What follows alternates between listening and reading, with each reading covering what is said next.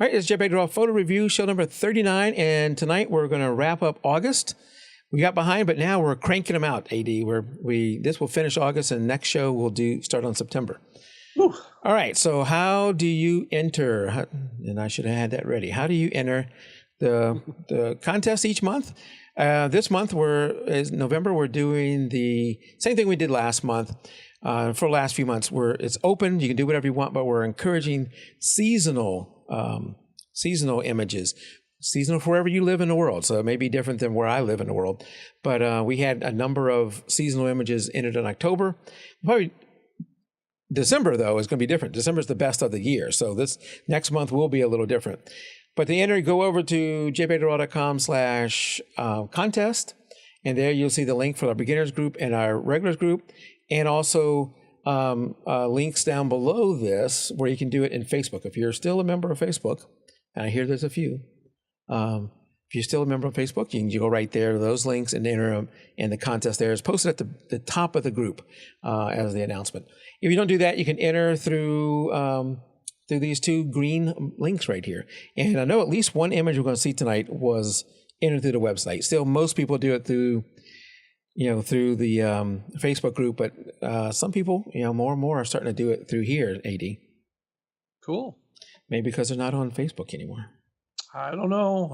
I'm leading the pack. I'm about to leave another social network too. Uh-oh. So. I think I know which one. We can talk about that in the post show too. Yeah. I need to talk to Tim about that one and see what he's going to do, because I know he was big into that too. Anyway, let's get started tonight. Just as always, we'll start with the beginners group. And first up in the beginners group is this image from Kristen Lee Anderson. And maybe I should have put it later on, because I think she generally makes the show, but a little bit later. But you can watch it later. I'm recording it for you, Kristen. So Kristen says, attended and photographed this lovely couple's 50th wedding anniversary celebration this past month. They are friends of my parents, and I thought his face in this photo said it all about their 50 years together. I also thought the black and white was timeless and classic edit for this type of photo. All right. Yep. Cool. And some of this is the image we're getting off of Facebook is going to be reduced. I might have liked to see a little bit tighter crop where I can see his face better, and I'd love to be able to see her face too. So that was my two main critiques, is being able to see both her face and a little bit tighter crop. Yeah, and so for me, I try to look at when I look at an image like this, and someone asks me like, "What do you think?" and they're like asking me like, how could I make the image any better?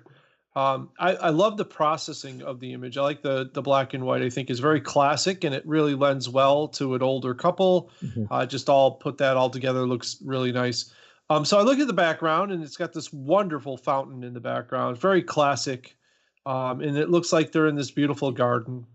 And we have the subjects right in front of the fountain, and her face is obscured. I would think that just a second after this, she would be spinning around, because his arm is going over her head right now.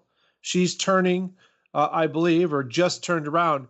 And this is what we always want to talk about, the decisive moment. And so for this couple, it's probably fine. They know who they are, and they're probably going to love this photo. And that's really all that counts. But if we wanted to capture the photo that just floors them for the rest of their lives, their favorite photo ever, maybe capturing her face in there, and maybe getting in a position where that fountain was not the backdrop, but its own kind of thing off to the side.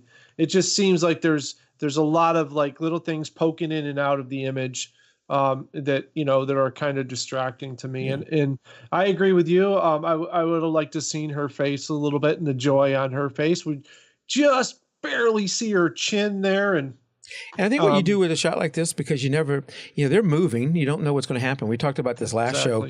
Maybe you motor drive it and you get a burst off to get good focus, but also maybe you get several different variations of that. Yeah, and a lot of times people are like,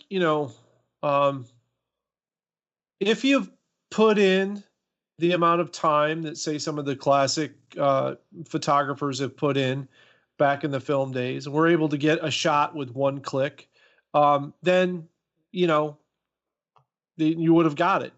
But in this day and age, a high-speed shutter, and we often talk about camera features and this and that, and that's one of them, is being able to rattle off 4 or 5 shots in a row and have them all be in focus.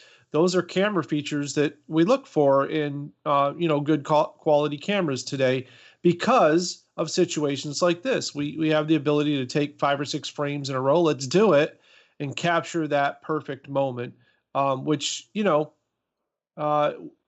let's face it, the cameras of today have not made us the photographers of yesterday. No, they make it possible. We're different. They make it possible for people like me to take some good photos. Well, and myself too. I mean, I'm not a great people shooter. So, landscapes are, I'm sorry, I'm going to offend every landscape photographer out there, but landscape photos are easy. That generally mountains don't run around so that they're impossible to take a photo of.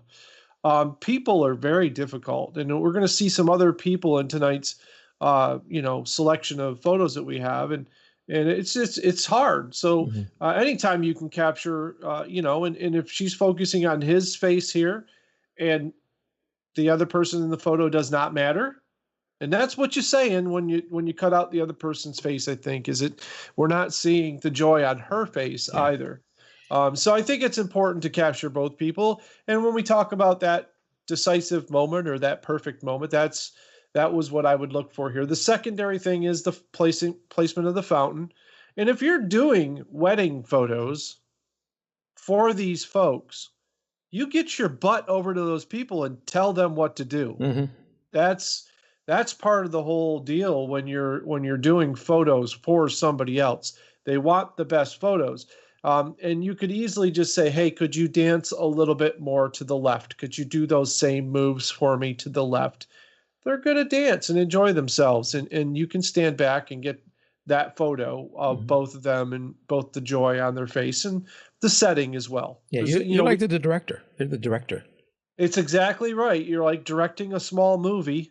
And it's hard for a lot of people to, but you got to think about that stuff before you take the job. It's easy to be like, oh, you take good photos. Would you shoot my wedding? And then you're like, yeah, I'll shoot your wedding. Let's lay down some ground rules because I want it to be great for you guys. And I'm going to need some help from you to make that happen. And so I've done a couple weddings. I've done a few. And every single time you make plans and they're destroyed. I mean, and you got to learn to think on your feet. It's about, like, I made a plan, like with this one wedding where I was like, okay, we're going to shoot right after the wedding. We're going to go do the photos while everybody's moving and getting things going. And of course, half of the people, didn't show up. It's like, what were you doing? Well, I had to do this and I had to do this. No, you had to be here to take photos. So now we're behind and people are waiting at the wedding. It's just one of those things where, and that's why I stopped doing weddings, because it was very difficult to get people. Weddings, I could never do a wedding. Wedding is just too stressful and too difficult. It is. And we're only seeing one of Christine's photos. But did I even put her name up? I think I did. Yes. Okay. She takes great photos. We're just seeing the one here that she submitted. Absolutely. Yep. One thing that Jan said in chat, and I agree with her here, is that one, and on our right, that one bush that you can see a little bit of. Yep. You can just barely see it. You might as well get rid of it. Yeah. Just cropping it down a little bit. I think you're right as far as, anytime we include background, we need to think about the background in the composition. So if you include too much of the background, something else we'll talk about tonight, then sometimes you got to crop some of that out of there, and that would have brought us closer to his face. I mean, we're absolutely you want to have him in one third and her in the other third too in the composition. So a tighter crop here would have done that for you. And none of the other stuff that's on the outskirts there is really doing anything for the photo. So a tighter crop here would have worked. So, well, thank you, Kristen, for entering as you always do. Up next is our last one of the beginners group. And this one, I don't remember you submitting before. So if you have, I'm sorry. But this is from photographer Chris Bennett. And what does he say? He says, elk. Let me see if I can get where I can read it.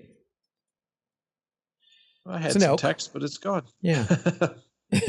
Image taken while out driving the back roads of near Winston, Montana. I think that's what it is.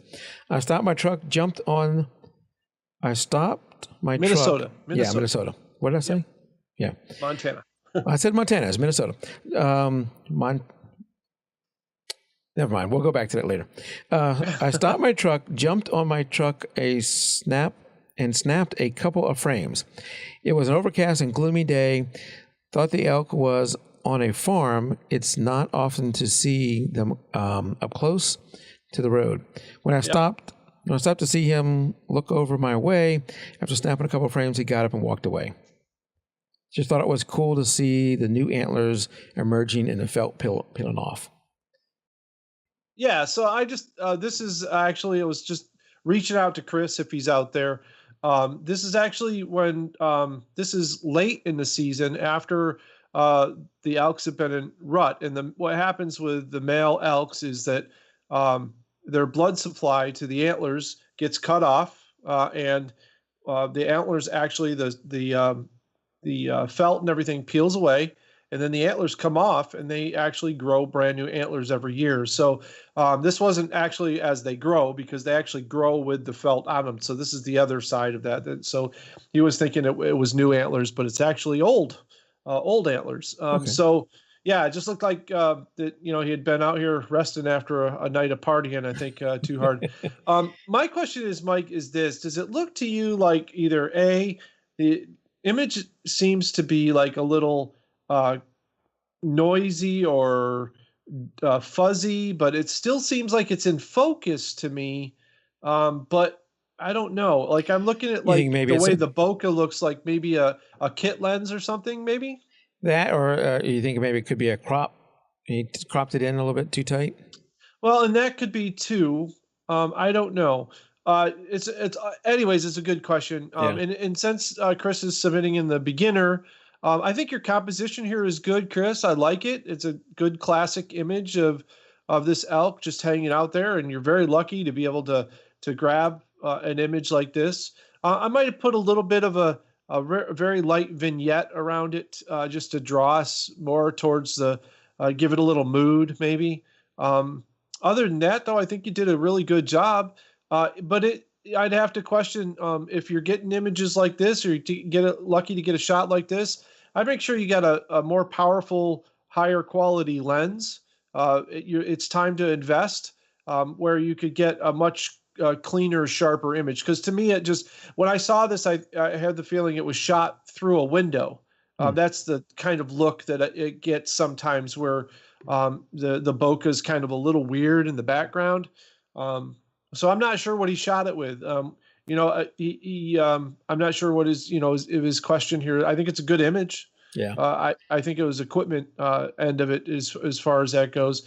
If you're going to edit your images, if he was going to do any editing, I'd probably edit out that little stick that's in right above the elk's head on the left corner there. That kind of dark edge there is kind of a distraction. But other than that, it's a good image. I think the color's good and all of that.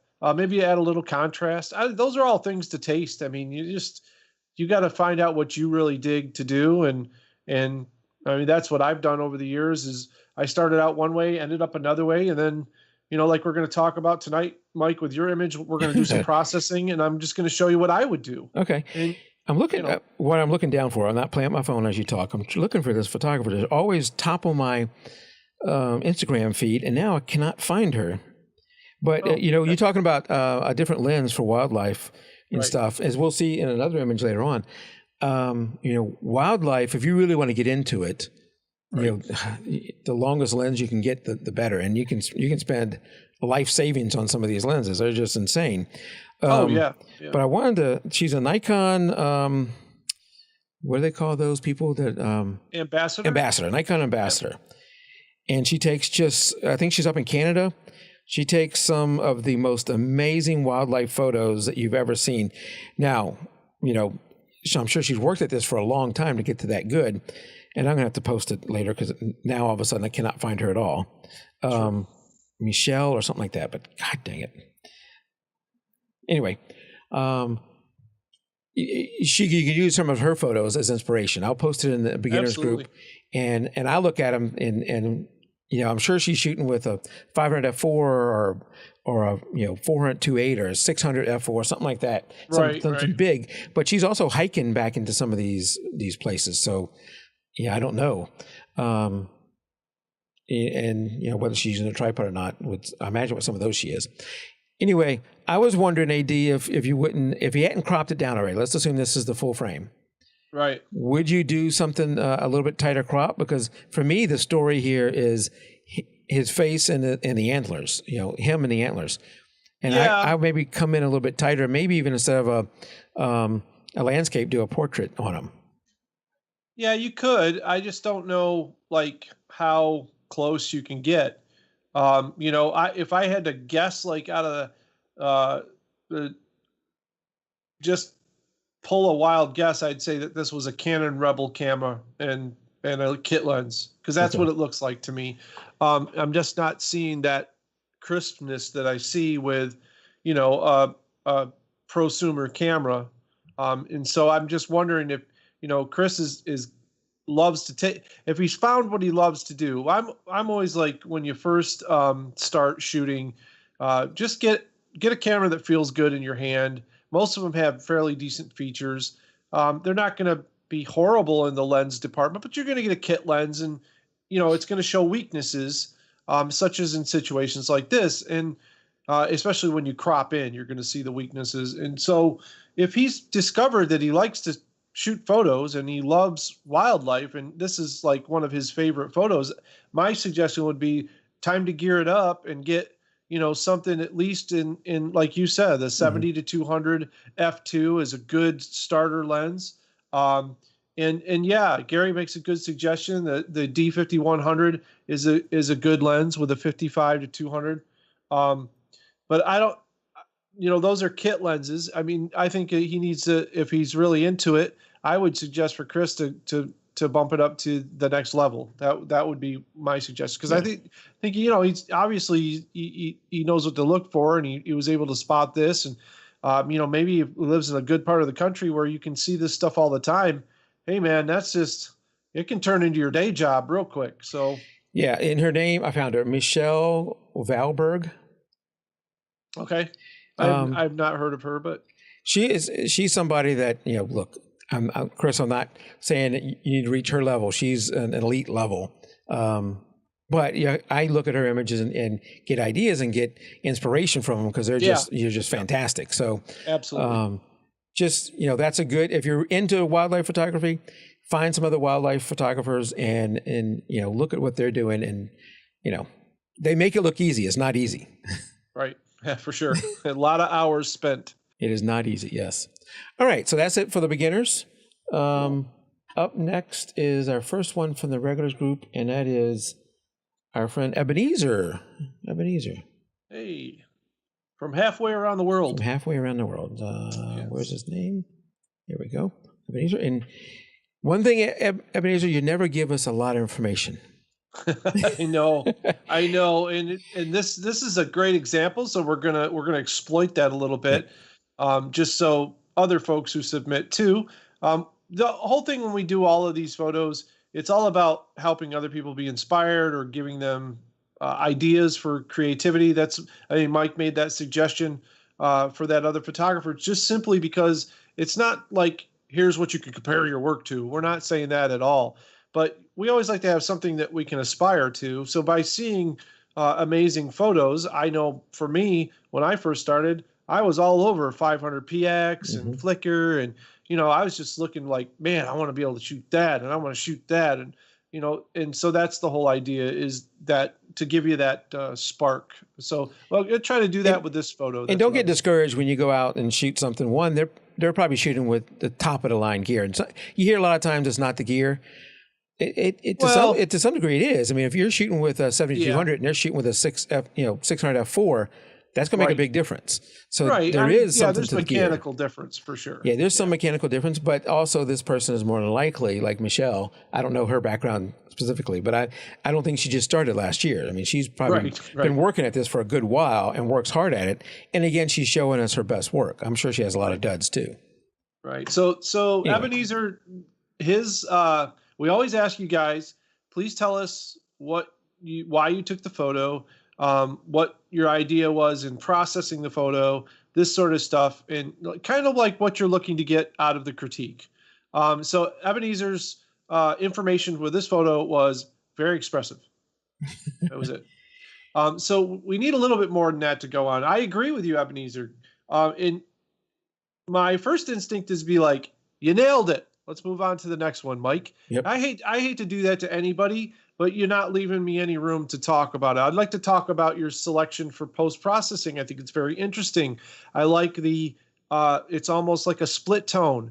Was there something you were going for with that kind of mood, that sort of thing, so that we can help other people as well? Generally, when we get to the regulars group, we're really not doing much of a critique, as we are trying to just show people what works in the image and what they're doing. So when you subject an image to the regulars group and you're selected, that's usually what we do. I think he nailed this photo. I think it's great. Mm-hmm. Good street photography, well processed after the fact. I like the color and that he chose to do this in. And yeah, it's very, very expressive. It's the man definitely has some thoughts going on there, and you can really pick up on that. For me, and then we've said this before with people submitting images, give us a big image, man. And we don't need all the extra borders and all this kind of stuff around it. We're going to talk about you. And if you want, you can even say, can you mention our website or something? I don't care. We'll mention it. I mean, sure. There's no skin off our back. So we can help you out.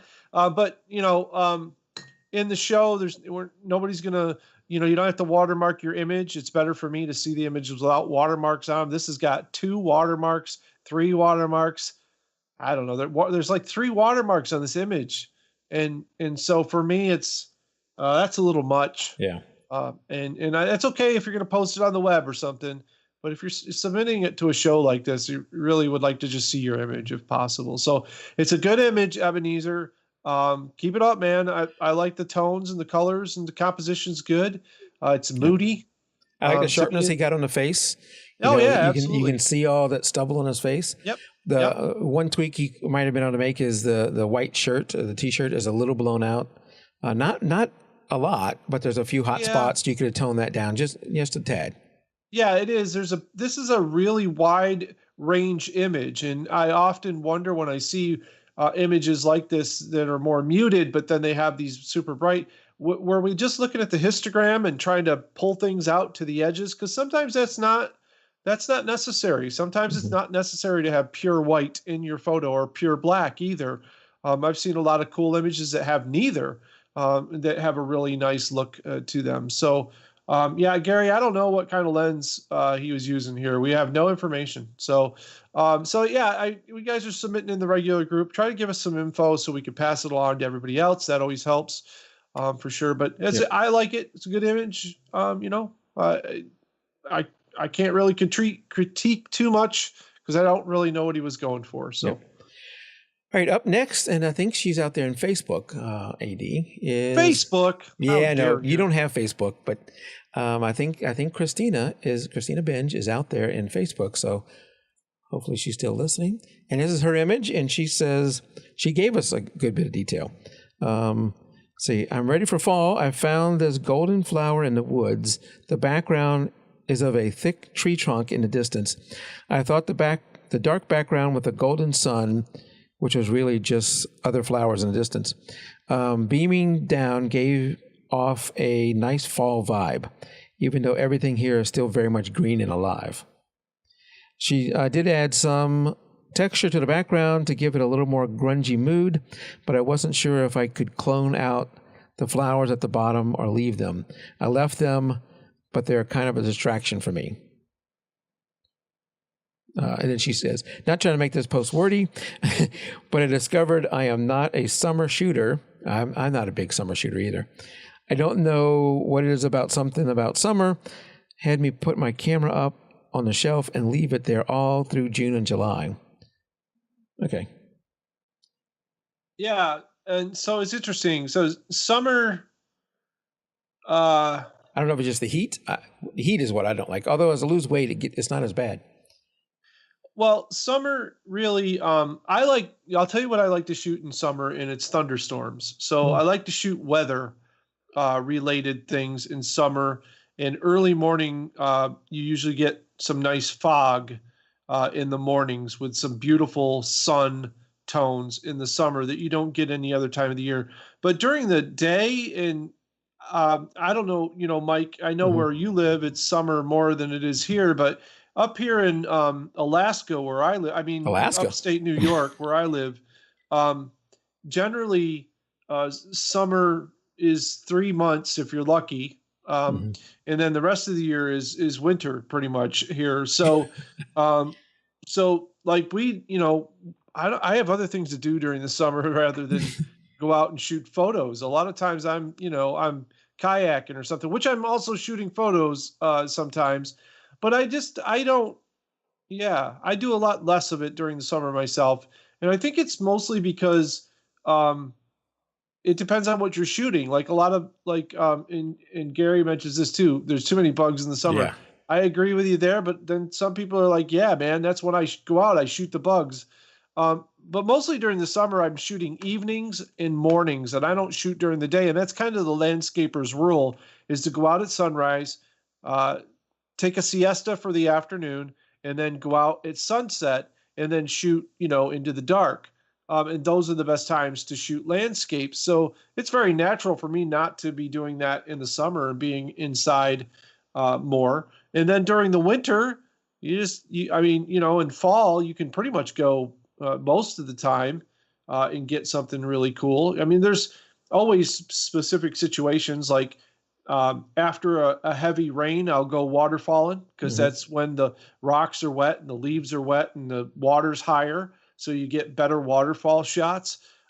Usually try to shoot waterfalls when it's cloudy out. I mean, there's situations for just about every type of shooting, So yeah, I totally am with her. I think the other thing is make sure that you're getting up early in the morning and you're trying it during the summer, because you might find that some of the most beautiful light in the summer is in the mornings, and then in the evenings we get sunsets here that are just amazing that we don't get any other time of year.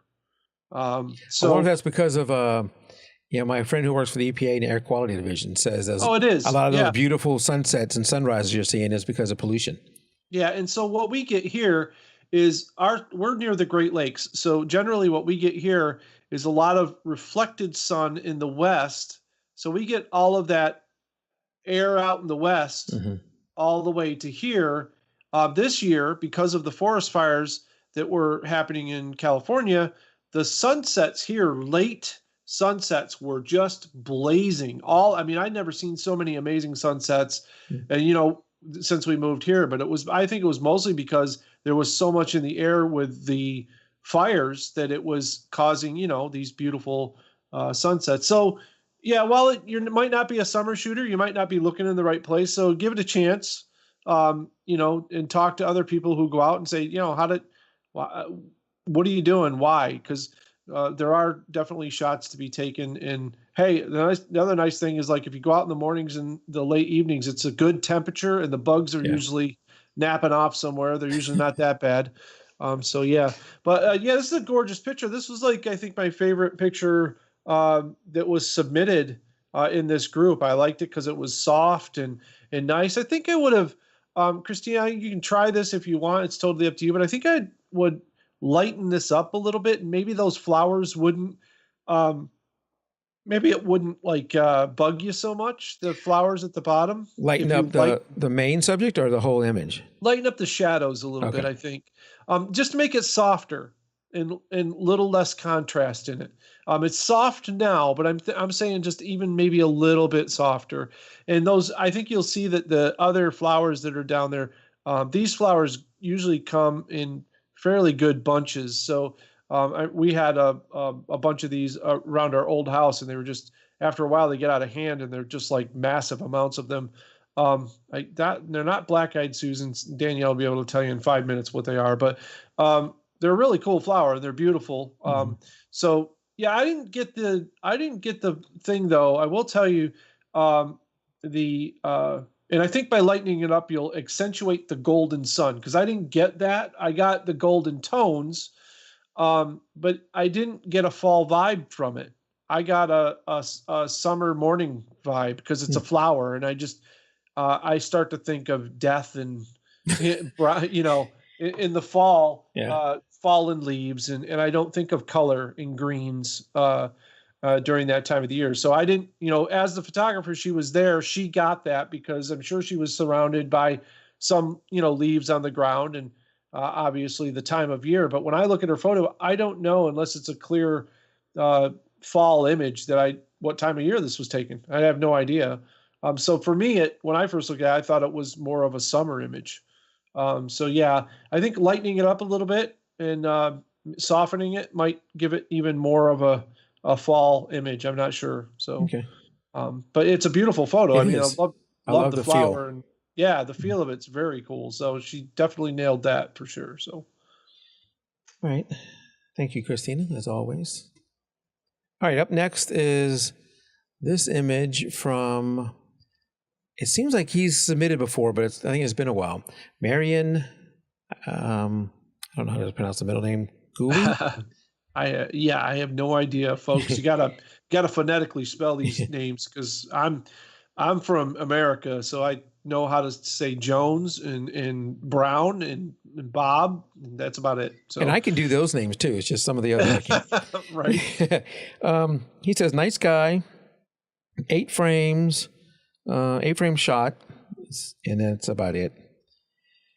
Yeah, so it's got some good information though.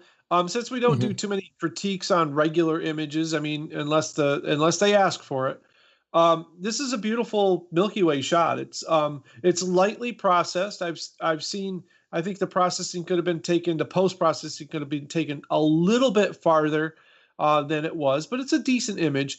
The thing I want to talk about with everybody here is that Marian did the right thing here and explained that this is a composite image. This is not the image as it was like out of one frame of the camera. There were many frames shot to make this image. And anytime you shoot the Milky Way, you have to do multiple frames to get the image to come out proper if you're including a foreground.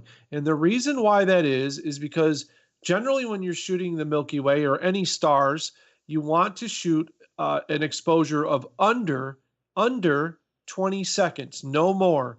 If you shoot 20 seconds or longer exposure, and I've had people go, well, can't you shoot like 30 seconds just to get the right exposure? And you can, but what happens in 30 seconds is those stars, actually not the stars, but we move on our planet, which the stars look like they move in the sky. They're in a different position in 30 seconds.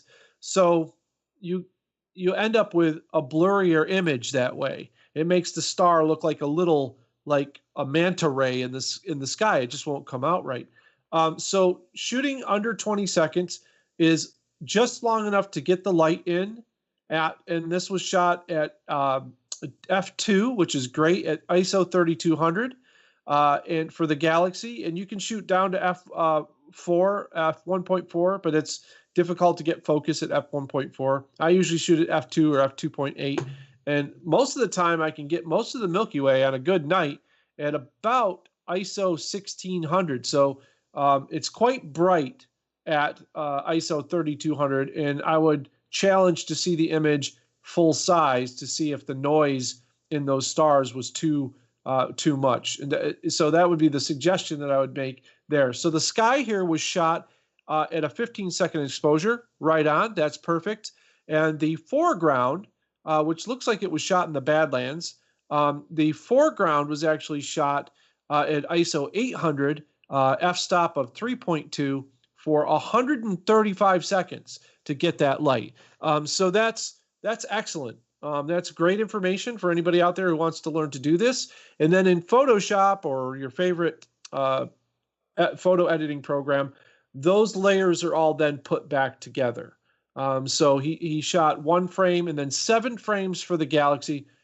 So I think what they did with the Galaxies is he probably pulled in 7 frames, probably aligned them so that they're all in line with each other, and then all the meteor shots that he has coming in there, those were all separate meteors that all fell, and that's a pretty classic thing to do, is to put all those layers together, auto align them in Photoshop, and then use the lighten for each layer, and it basically will only show you the lightest parts of each layer, and that'll make those all the stars and stuff in the right places pop out. And he's got, like, I think 1, 2, 3, 4, 5. It looks like there's 6, maybe 7 different meteor shots there. So that's great. That's amazing. So 7 frames, 7 meteors, and then 1 frame for the foreground. And that's how you properly shoot a Milky Way photo. You do not shoot them in one shot. It's not possible, because your foreground at f2.8 will be either out of focus, or your stars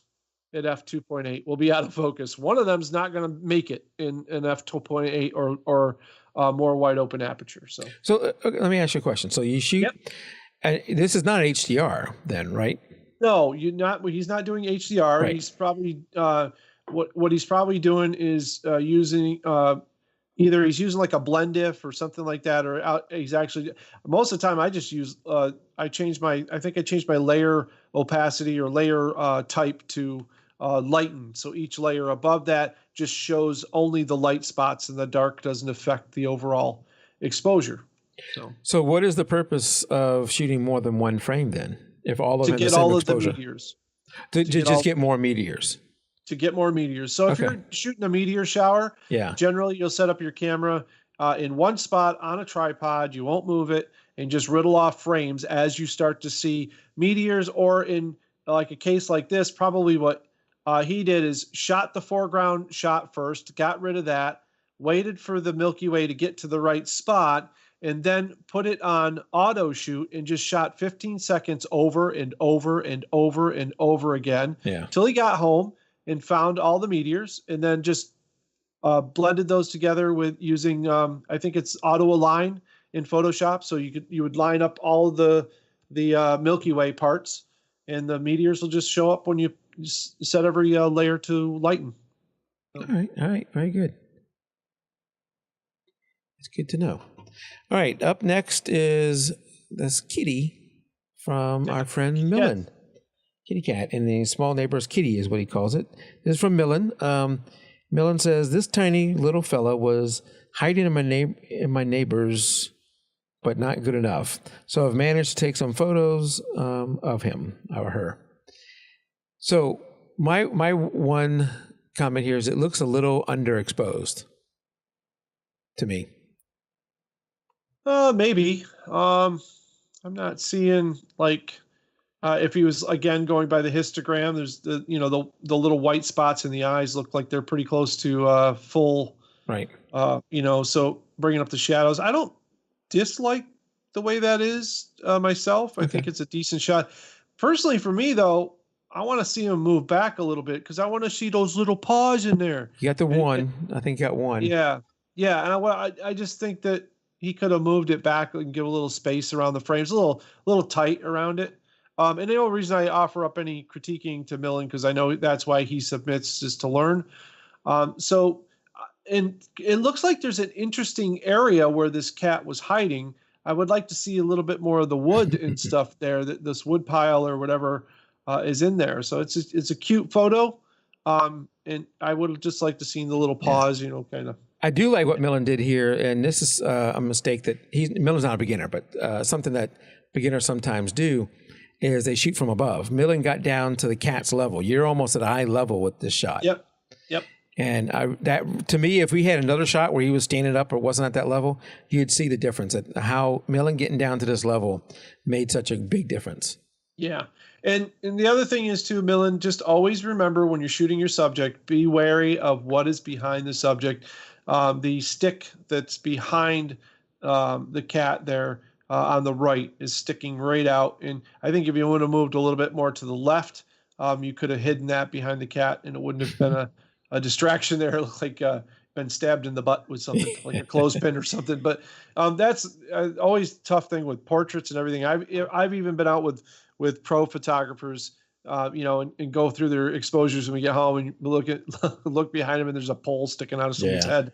It's hard, man, because you're really focused on the subject, and you're not really thinking. You're not thinking about that, at least not all the time. You are about. Usually for me, I'm like 5 frames in and I'm going, oh man, why didn't I look? I got the 5 frames I want and now there was a pole, sticking out of someone somewhere. So, just always be wary of that sort of thing when you're shooting subjects like this. So there isn't that distraction, because it's also quite bright too, if you notice that back there as well. Mm-hmm. So, I don't know about the underexposure thing, Mike. I can't really tell that just by looking at it here over the internet. So I would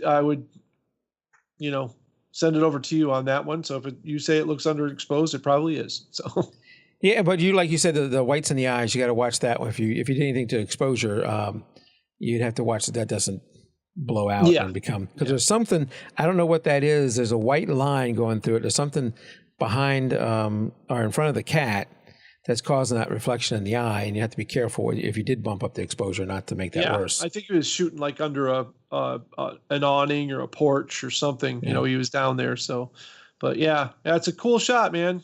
Very cool. Yep. Thanks, Millan. All right. Up next is this shot from Nancy Smith. That's a name I can pronounce. There you go. Good job, Mike. Good job. I think I didn't mess it up. So Nancy says, after a meal, I like to sit and talk with my grandson. The light coming in through the window behind me this day was perfect, and I couldn't resist taking some shots of him.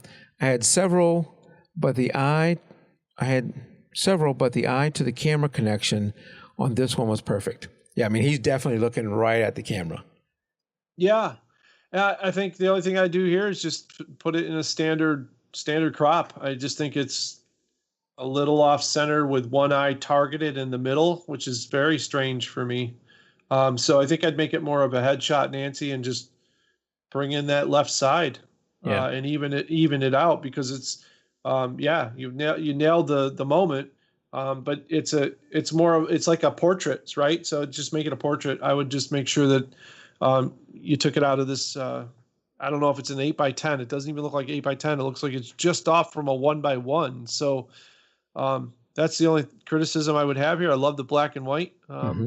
Skin looks great. Looks like the tones are all good in it. So that would be the only thing I'd say. That's another great image from Nancy. So. Yep. All right. Thank you, Nancy. Yes. Cute grandson too, by the way. All right. Up next is this image from Jose Matatini. Go ahead. Correct me.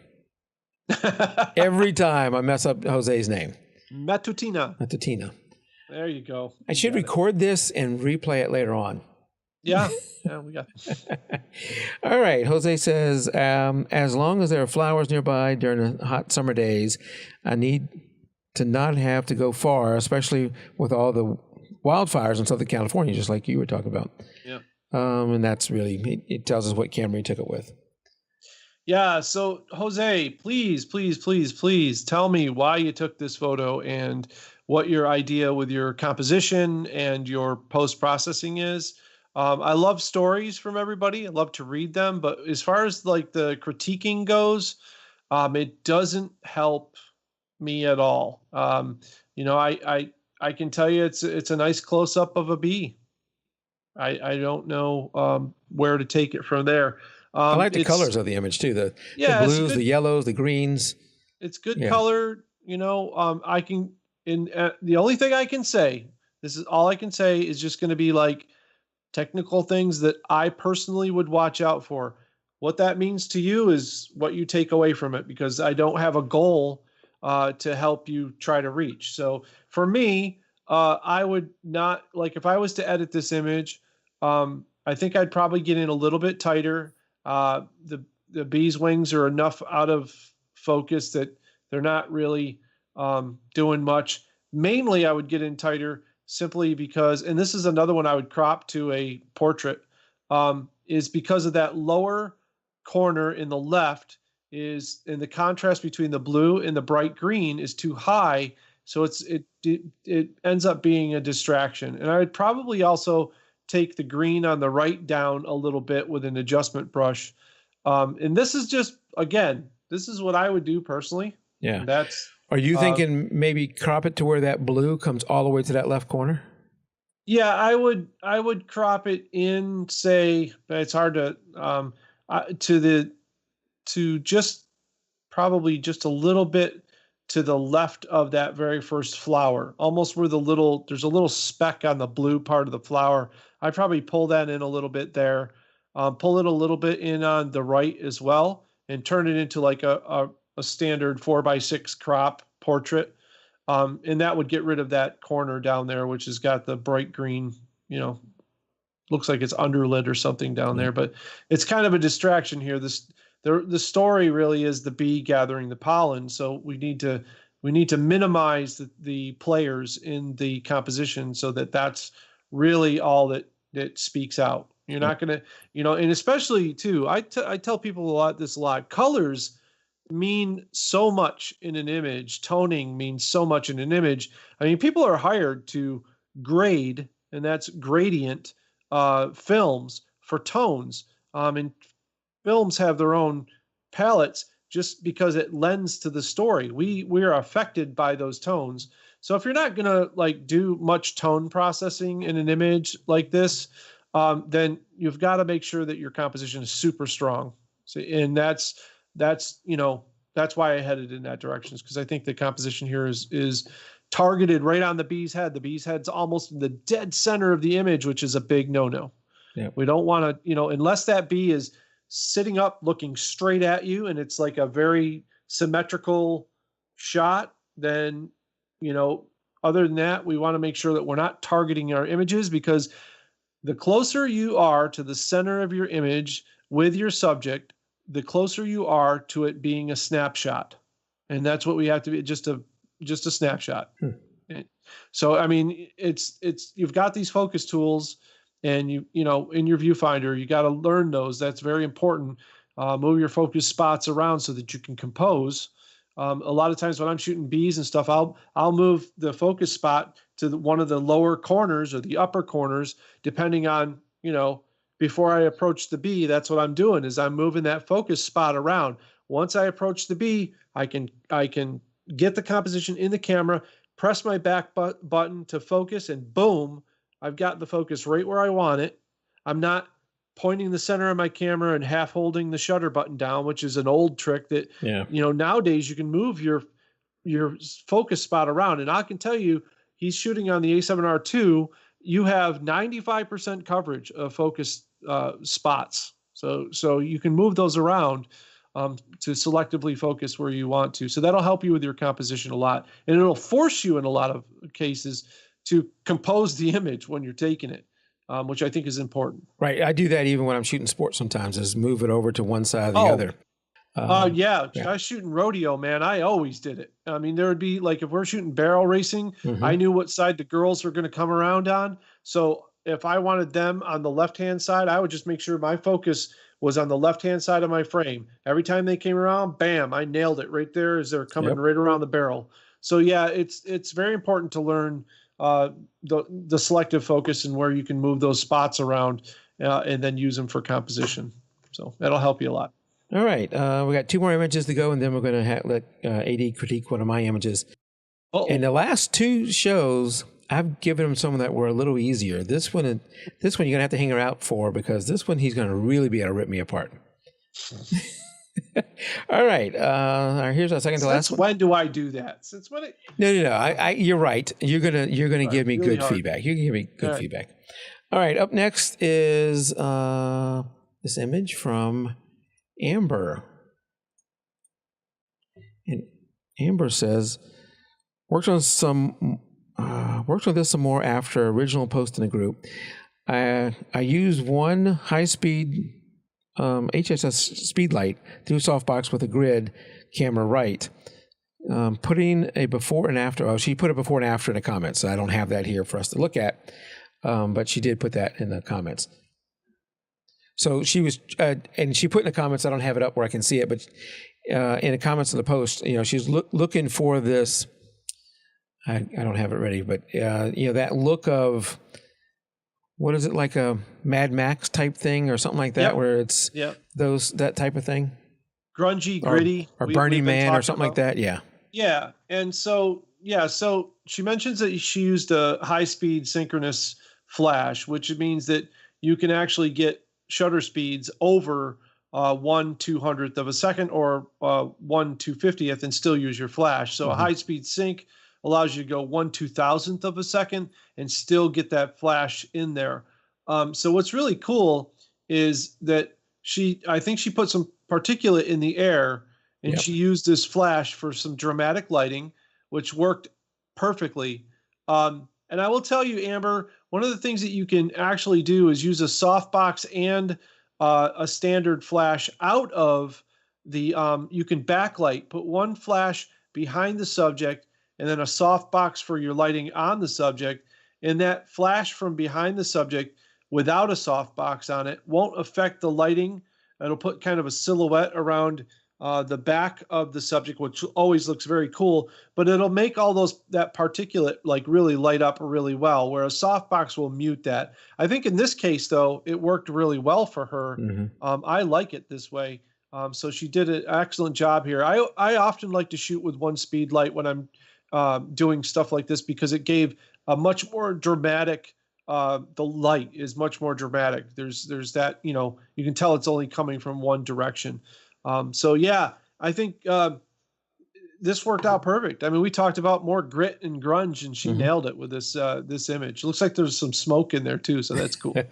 Yeah, no, she did. She's going to try it. I'm looking at the comments now. She's going to actually, one of the things she was thinking is the clothes looked a little too new, so she's going to try and shoot this again later in a more fitting environment with some more deteriorated clothes. I'll take them outside and just run them in the dirt, man. That's how they pre-wash your jeans. They just put them in a big thing with stones and concrete, and then wash them 3 or 4 times. So, yeah, that's a technique all in itself. You can actually so one of the things that I learned with modeling stuff and how to make things look old and worn is you learn different techniques. Like with clothing, what's a really good technique is actually to go get some dirt. And basically dry the dirt out and then sift it so that it makes this fine dust, and you can just sprinkle this stuff on things, and it gives a real grungy, weathered look. And so you just have sifted dirt, basically. Obviously, you're going to want to make sure that you're not breathing any of that stuff in. But it is done quite a bit in movies. They use sifted dirt on clothes to give it that grungy look. So I think this image, the flower and this were my 2 favorites this week. I think they're both excellent work, and Amber's just come so far. I mean, incredible. Keep it up, Amber. Keep it up, Amber. All right, the last one up before we get to mine is from Norman Schulz. And Norman says, indigo bunting, overcast day, 100 feet away. Wow. First clear shot of the day, 400 millimeters. That's the information he gives us. And I wondered, Norman, if this is if you crop this down quite a bit too, because 100 feet away is pretty far. Yeah. With 400 millimeter lens, it's still, because the bird looks a little soft to me. It looks very soft to me. I'm wondering if he cropped it down some too. Yeah. Focus is very hard to nail at 100 feet at distance. Especially if you're hand holding. And this doesn't look like, though, blur to me. This looks like it's not focused. And because I can't find a focus point. No, I couldn't either on the branch. Yeah, I usually look on the branches for things that are closer. But I really, unless it's see the leaf that's right at the tail, the kind of pointed leaf that's sticking out. You can probably see it on my screen share. This leaf right down here, right next to the right foot of the bird, looks like that might be the most in focus thing. So it looks like it just front focused just a very little bit. It's very hard to tell, because a lot of people, and this is what you have to do when you're shooting this kind of stuff, is don't check the back of your LCD screen, because I don't care who you are, you can't tell if something's in focus even by zooming in on it and looking at your LCD screen on the back. You have to look into the viewfinder and zoom in on it if you have an electronic viewfinder. Yeah, I don't. and I don't know. But I Norman mean, does say that it is a lot of crop. yeah, and that's rough, man, because it's going to show if you miss that focus by just a little bit. Yeah, But I like the composition of it. I do too. And The these are bird is looking beautiful. right at you. These are beautiful birds. I don't get them Yeah. here. I mean, it's rare to get one of these birds here, but it's a beautiful bird. And you're right, it's looking right at you. So I like that. And he's isolated, 400 millimeter lens. He's done a great job isolating the background. It's not, really it's just the bird and what he's sitting on. That whole thing where I was showing you before why I created an artificial environment. I don't know if he did that here. It probably is a natural environment, but the distractions that are off, outside of the subject, he's minimized all those. Yeah. And I every time I go out and I see the birds, and right now we have a hooded merganser in our pond, which is very rare. They're a very rare diving duck. And we have one, and he's been here for like the last month, and I can't get a shot of this guy.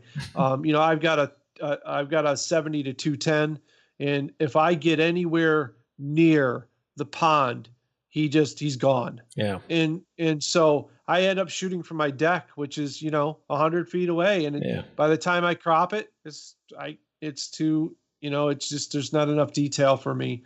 So and he says that 400 millimeters, the Tamron, which you shoot with a Tamron, is a little soft. Some lenses are like that. When you're at the full zoom, they may be a little soft. You have to you may have to stop down a little bit, and even then it may not do it.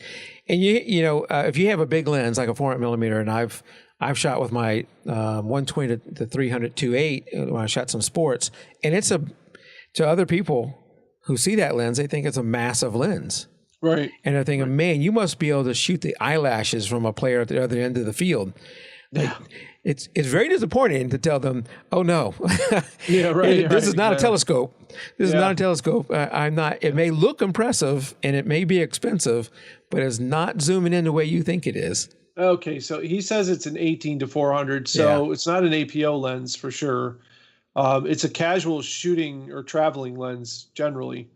Go ahead. I was going to say those, whether you call them mega zooms, the ones that have a really wide to really zoom in.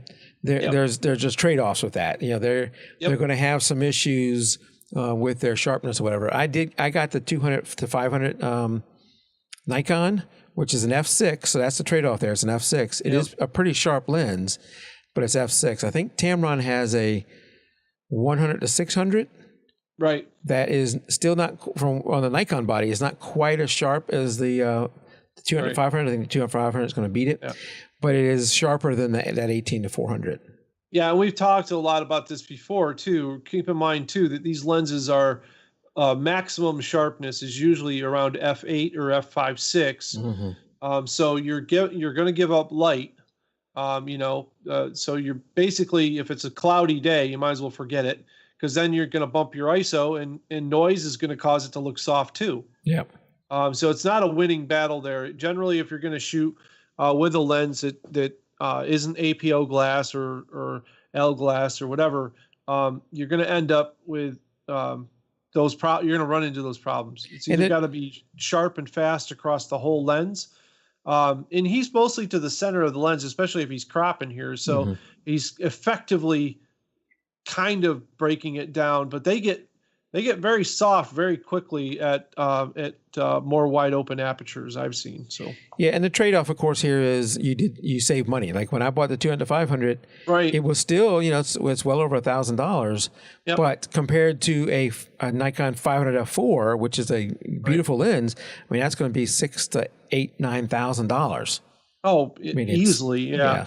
And so the thing is, Norman, my suggestion is if you really dig shooting birds, then spend the money on the glass and think less about spending the money on some of the other glass or the other features, because you really can't beat, a good body and good glass if you're going for this thing and it makes you happy and that's what you like to do. I know you submitted quite a few, and that's what I would do. I'd be selling off all my stuff and getting, a good lens and learning that lens. pretty important putting your time into that, because you're obviously getting the opportunities. So we would like to see you, maximize the quality of that. So that's why we make that suggestion. So he does say that, like the 18-400, it's a smaller lens. It's not, as big as your normal, like a 400 f4 or a 2.8. Well, yeah, I mean, that's the thing. So it saves weight. If you're hiking with that lens, you're going to save some weight. So that is the trade-off. You're not going to get as sharp. But Mike, I mean, you can say that, but I mean, I've carried a 60-pound backpack with me everywhere I've ever gone. And I mean, it's just, that's what I do to get, I take that equipment with me to get it. I mean, if you're going to make sacrifices, you're sacrificing for your photos. So it's one of those things. To me, if you've got to carry a body and one lens with you, if you don't want to carry anything more than that, I don't know what to tell you. That's, I don't know what to say.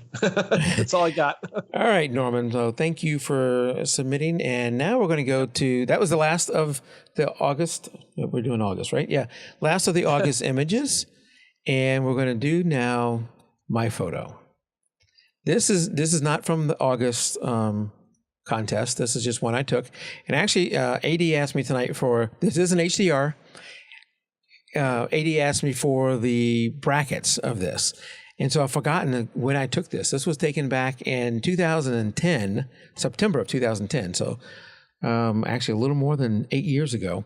And what my thinking here, AD, this is a Swanee Town Center, and I was taking this photo to enter into our annual contest called Snap Swanee. And so the thought here, what I wanted to get was a sunrise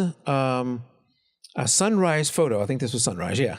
Sunrise photo of the sun coming up over Swanee Town Center, and call it, the sun rises over Swanee or something like that. And so cool. I got there, I found where I wanted to shoot from, got there maybe an hour or so, whatever, before sunrise, and just waited. And I wanted to get it just peeking up over the buildings there on the left. So there, any other? No, I think that's good. Okay. So you shot HDR. I did. Right? Yep. So what I wanted to talk about is essentially, I'm getting some brackets going here. Okay. You sent me your raw files. So I wanted to talk a little bit about the HDR and a shoot like this, in case anybody else is looking to do it. And then we'll talk about the final image. And I'm going to show that too. So I have the final image up here. So you'd let me know when you're ready to screen share. Whenever you're ready. I'm good, man. I'm good. We're going to start right off in Lightroom here. So you shot 6 brackets, which is okay. I'm not sure what the spacing is on each of the brackets. Generally we shoot 3, 5, 7, 9. And like if I'm shooting a super wide dynamic range, which I feel that this image is, I would have probably shot 5 brackets, and I would have spaced those out with 2 EV spacing. So it would have been 0, +2, +4 on one side, and then 0, -2, -4 exposure on the bottom side. So that'd give us 5 brackets. And if that, I probably also would have shot 9 brackets at 1 EV spacing. I have specific reasons why I will shoot with all of those. It sounds like an exorbitant number of brackets to shoot, but I don't like to leave anything to the software to try to figure out. So when I have a high dynamic range, such as an image like this, which has got a lot of bright and a lot of dark in it, I will generally try to shoot a lot of brackets to cover all of that.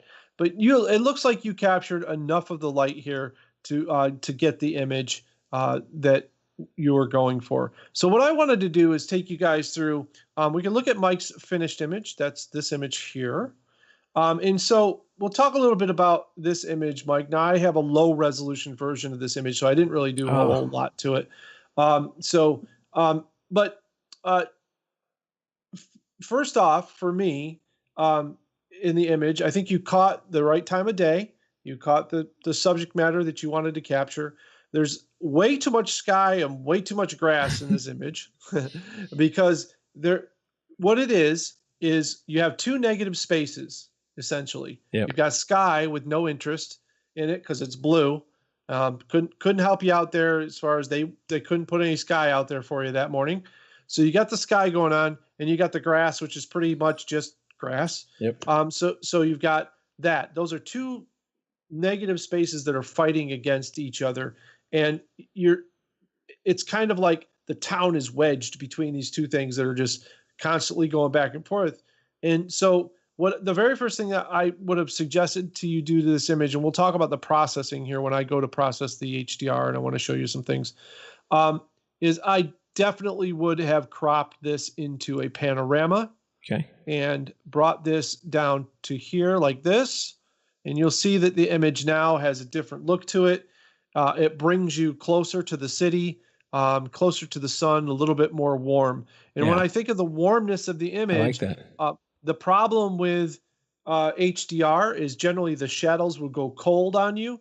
And they've done that here. All of your concrete here is showing up blue. Mm-hmm. And you're getting a lot of blue light along with your sun. So I probably would have bumped that up as well, bumped up the yellows in that a little bit.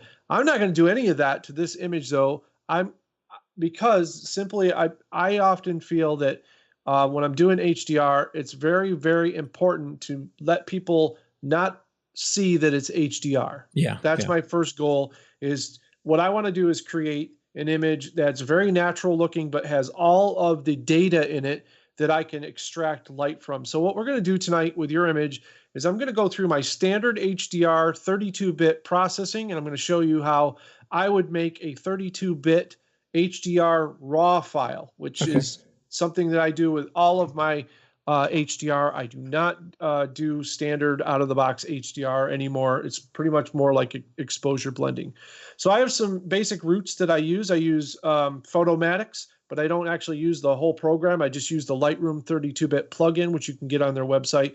Or I will use Photoshop's 32-bit mode, or I will use Infuse, which is another plugin that you can get, which just does exposure infusing, where it just looks at all the parts and puts them all together for you. My go-to is Photomatics. I need to get a project done, or I need to get photos done. That's the one that I'll use. So I'm going to show you Photomatics first. And then if you guys don't have Photomatics, I'm going to show you how to do it with Photoshop, which if you have Lightroom and Photoshop, you could be able to do this. And I'm also going to show you what not to do. So the very first thing you don't want to do is do not use this photo merge garbage that's in Lightroom, because this is nothing more than a 16-bit processed image, and you will not get good results from this. It is not a good photo merge. And 16-bit is not what we're looking for, which is compressed tones. We want all the tones that Mike took. We don't want them to be shaved off by some algorithm or AI program. That's our main goal here. So I'm going to use 32-bit processing. So what I do is I've installed this plugin from Photomatics, and it's called Merge to 32-bit. And when I click on this, it's going to load all of these into that and start processing them. Before I do that, I have to make sure that all of these exposures are set up properly though. So what I usually do is I'll click on the middle exposure so I can see kind of everything that's going on. And I'm just going to go down through the settings. And I know, Mike, you probably do this too. We're going to set up for the profile. I'm going to use a camera neutral. That's going to give me the flattest tones possible. No, it's not going to make the grass too green or the sky too blue. We don't want any of that. HDR will do that automatically. We kind of have to pull some of that back at the end. So we don't want to do it beforehand. So we'll use a profile called camera neutral. We'll also set the white balance. Now this is a trick that I use for sunsets. I'm going to set this to shade. Now I know that seems like counterintuitive, but why would we set it to shade?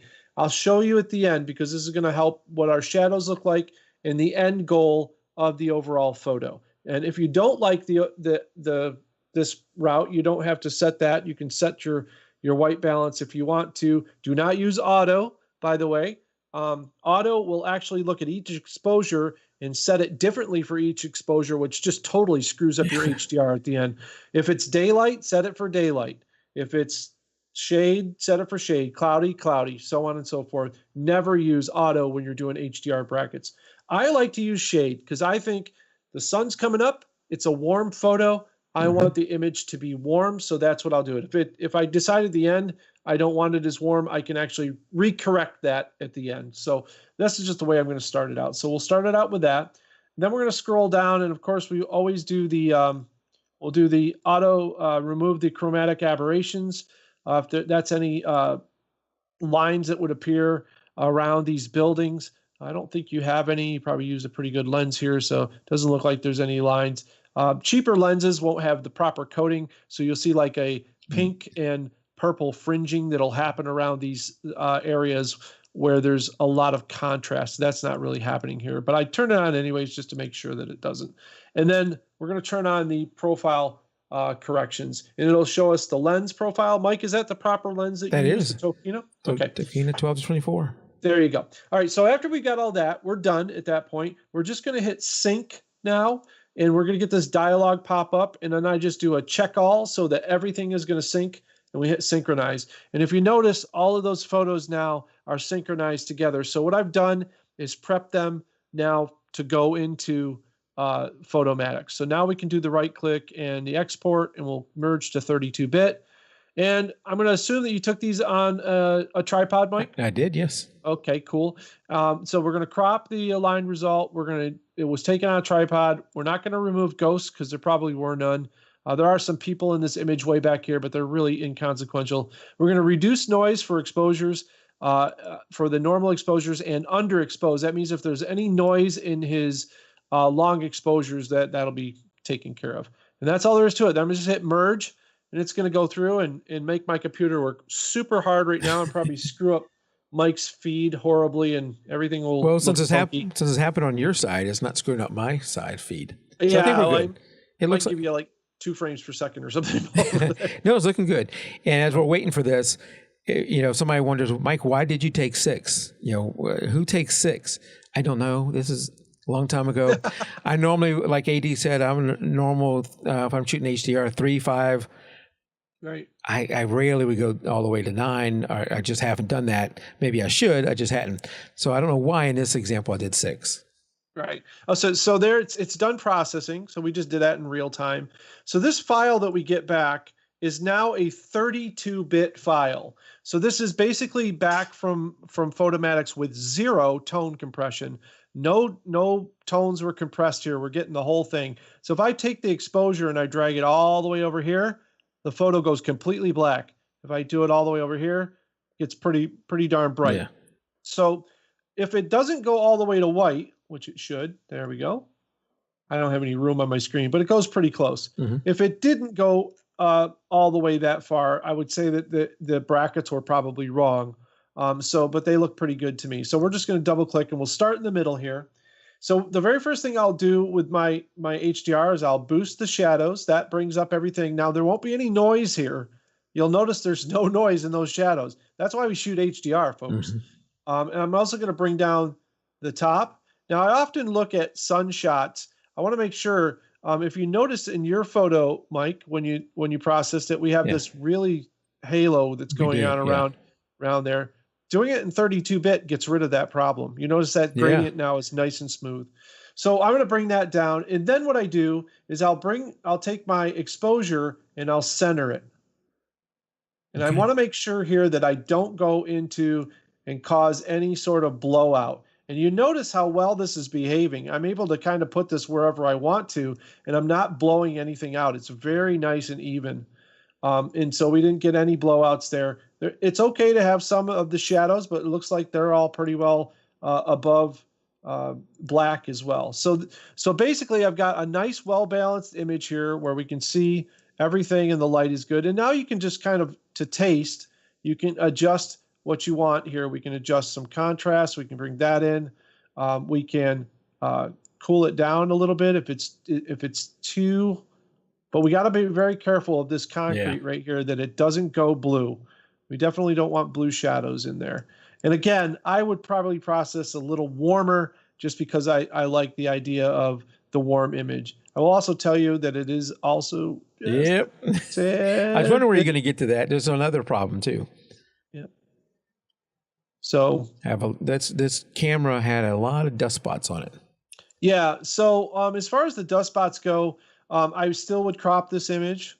I would, oops, unlock that. I still would crop this into a panorama because I think it just works better that way. And honestly, once you get it down to that point, you don't have to deal with only just a few dust spots. My way of dealing with dust spots, folks, is I will use one of two things. I like dehaze. I like to crank it all the way up. There you go. And that will show you everywhere that you have dust spots. The other trick that I have is that if you have dust spots that are very hard to see and you still can't see them with dehaze on, if you take and grab a hold of the screen like this and you scan back and forth, you will start to see dust spots appear in where they show up. So normally you wouldn't, like, you didn't see this one right off, but as I move it, then you can suddenly see where it's at. There's another one right here too. So you can use those to a pretty good effect. And I also use the visualize spots. And visualize spots has a nice little slider. Wait, I didn't even know that was there.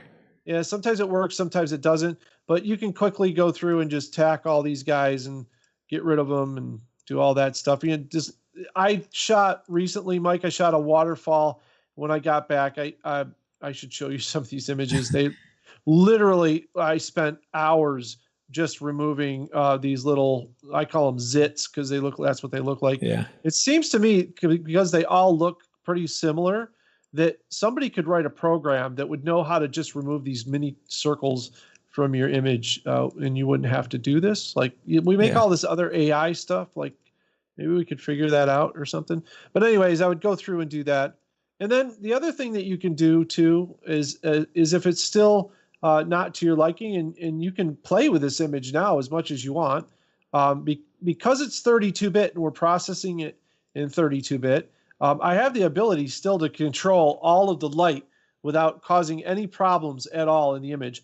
Only when I go to an external editor will I lose my 32-bit at that point, and this will then become a 16-bit image, and we'll kind of be locked into a palette at that point. Okay. That's why I like to use Lightroom to do most of this processing with, because you don't have any artifacts. It's a very clean image, and you're not ending up with any of that stuff. I'm still seeing. I like this crop much better. So my other thought was,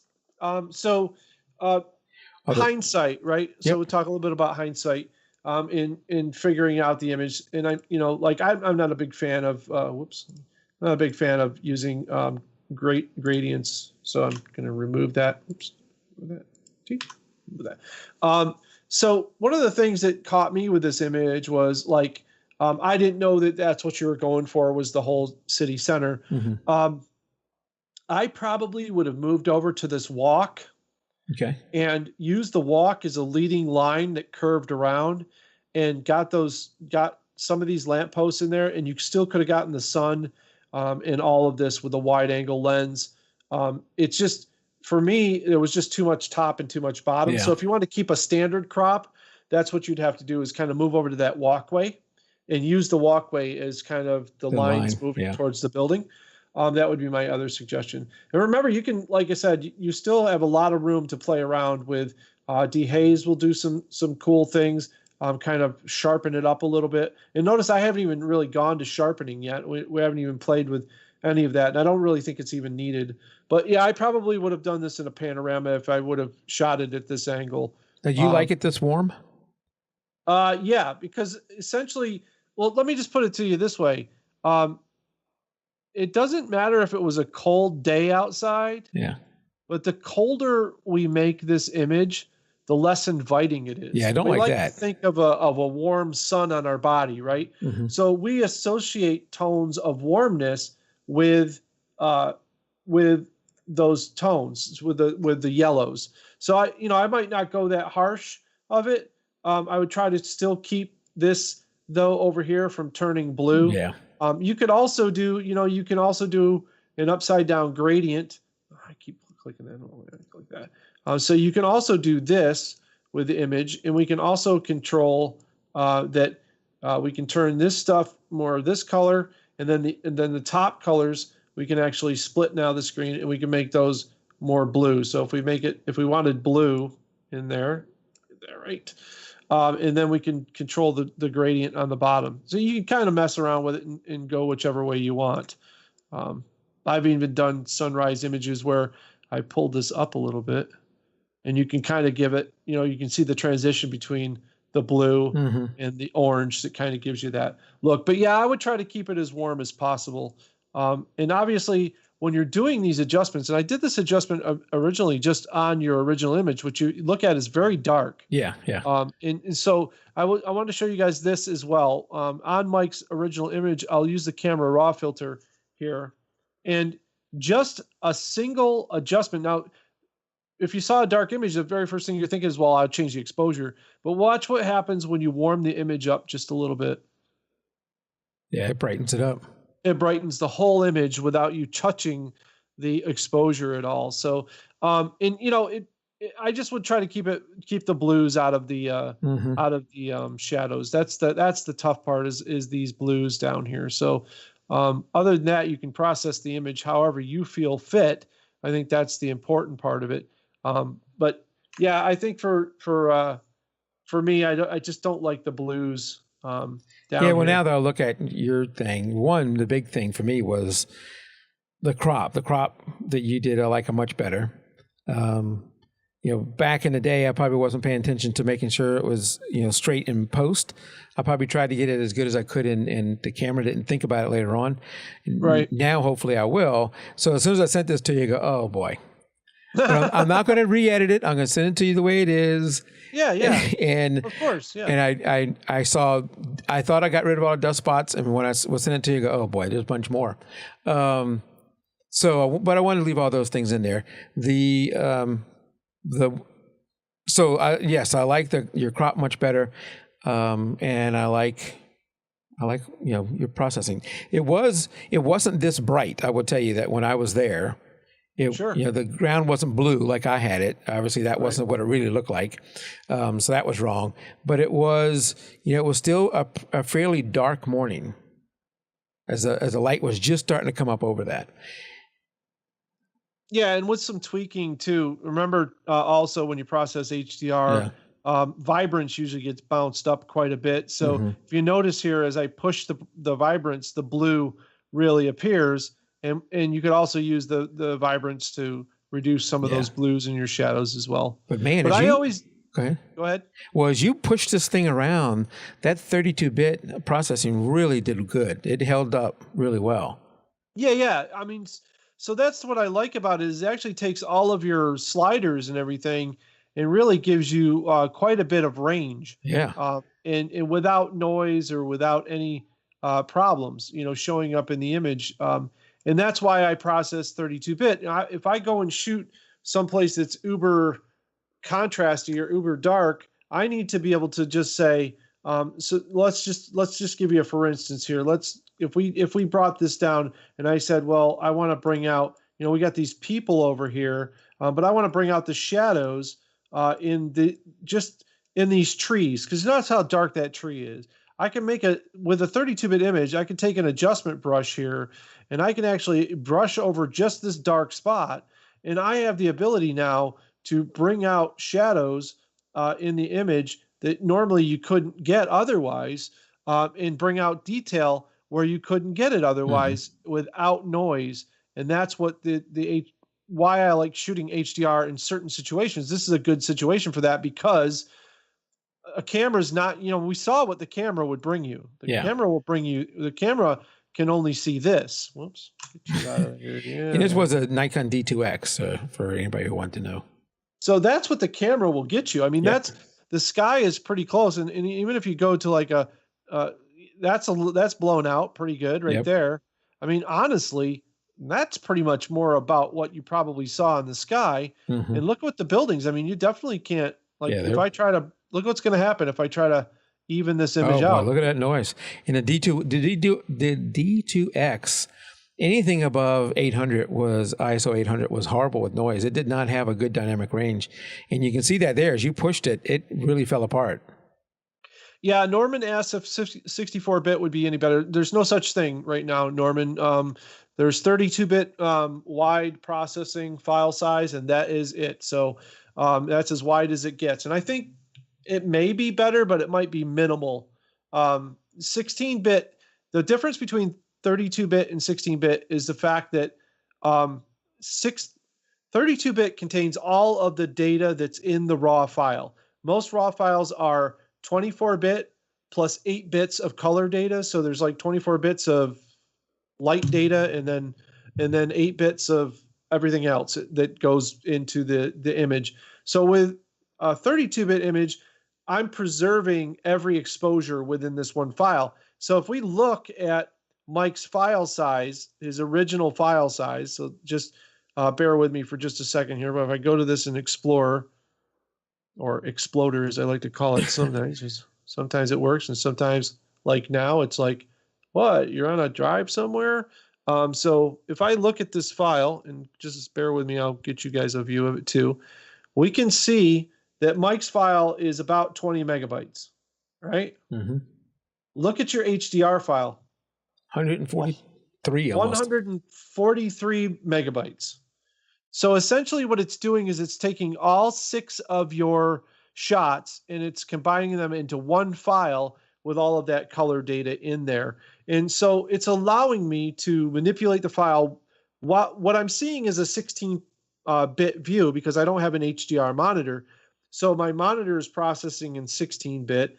I'm seeing a tone compressed version, but all of the data is still in the file. So I can still move things around. I can add adjustment brushes.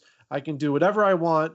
And I can't show you so much in this image, but I've done it with people in an image or subjects in an image that were in a dark area with a bright white window. And I was able to bring their light out on them fully while still maintaining that bright window. And you could see into the outside and still see all the detail outside of that window using this process. So it just gives you all the light and allows you to work with all of that light rather than restricting yourself to a very limited light range that's compressed by a program. So if I put this in, say 30 and 16-bit mode, and I told you I'd show you how to do this in Photoshop. So let's just show you Photoshop. Same procedure up until we send it out to a program. And then we're going to right click on all the photos again. And this time we'll do edit in and then come down to merge to HDR Pro in Photoshop. Now HDR Pro has a 32-bit mode built into it, and it will send the 32-bit file just like Photomatix will back to Lightroom. So just give me a second here. It's loading everything into here. So it takes a little bit because we're loading all of Mike's files, plus I'm streaming on top of all of that. So I think it's sending them all over. Maybe it's only sending one. Looks like it only sent one. Haven't used this in a while, so maybe that's ding. Let's try it again. No, you got them all highlighted. Yeah, I certainly do. Looks like it's what? It's 16-bit, isn't it? Yeah. Let me close all these. Closey. It says it's an HDR, but I'm pretty sure it's not. So let me just deselect, reselect. All right.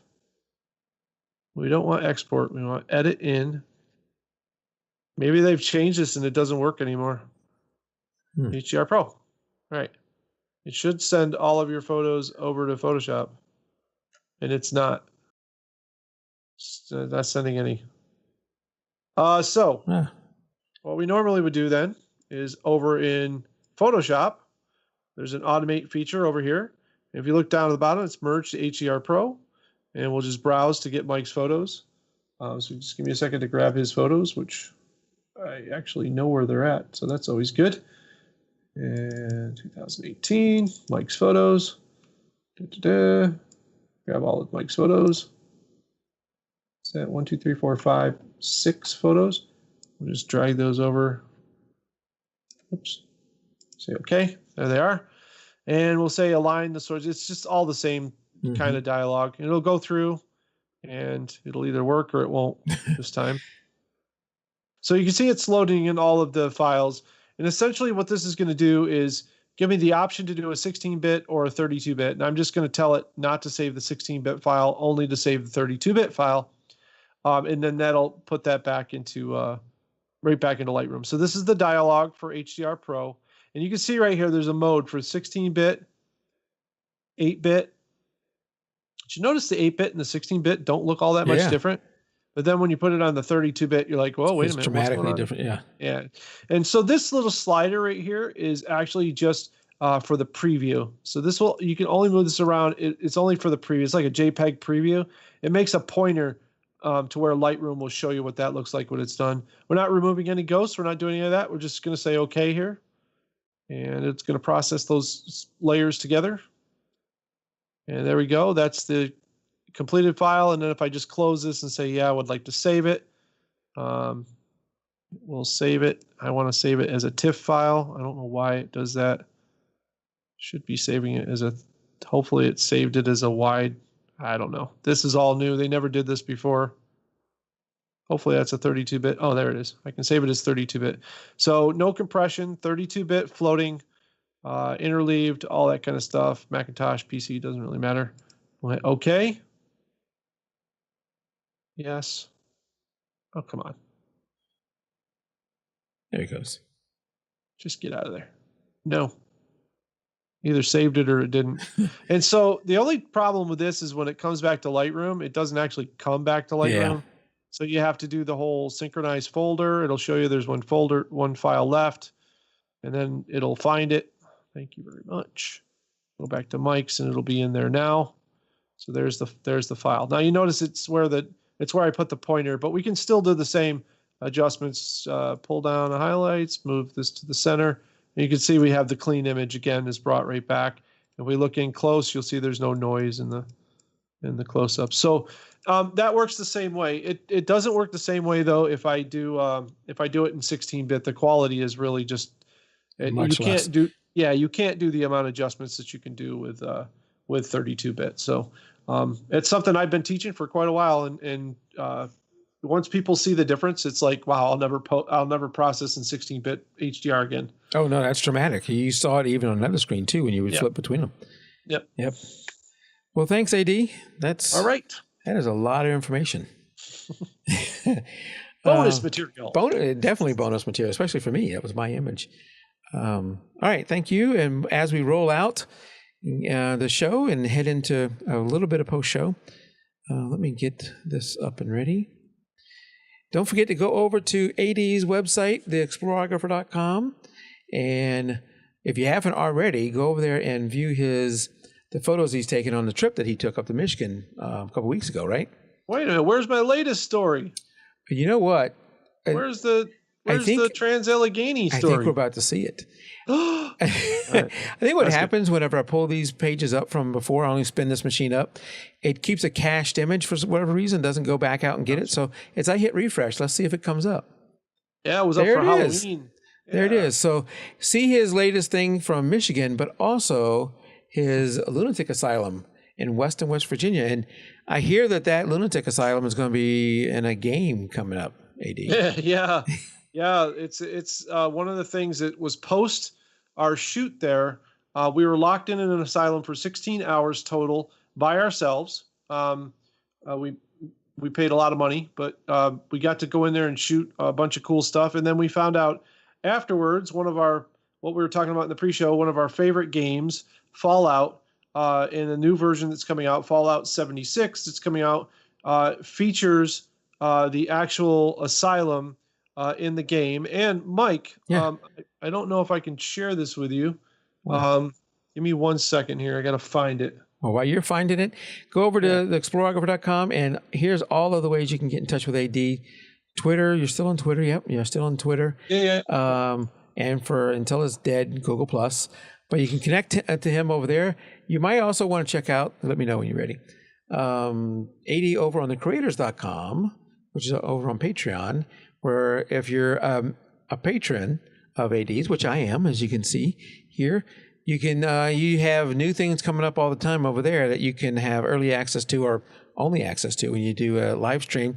Right now, we're looking at Janice Sullivan's macro show, which she's a patron of yours, and part of what she's doing with you, because she's not on the lower level with that, you're actually helping her produce her show.